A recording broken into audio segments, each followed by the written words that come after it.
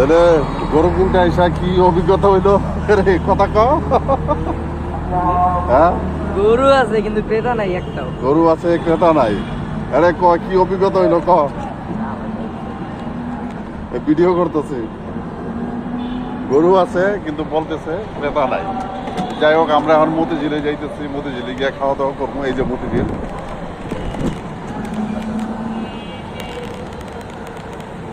এই হচ্ছে মতিঝিল শাপলা চত্বর।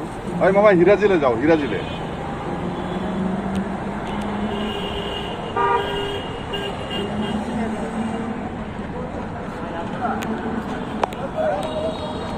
ঢাকা ফাঁকা হয়ে গেছে, এখন একটু খাওয়া দাওয়া করবো। খাওয়া দাওয়া করে এরপরে আবার একটু পাশে একটা হাট আছে, দেখি ভালোই লাগতেছে। গরুর দামও একটু কম, চেষ্টা করি। এই বামে রাখো, এই যে হিরাজিলে,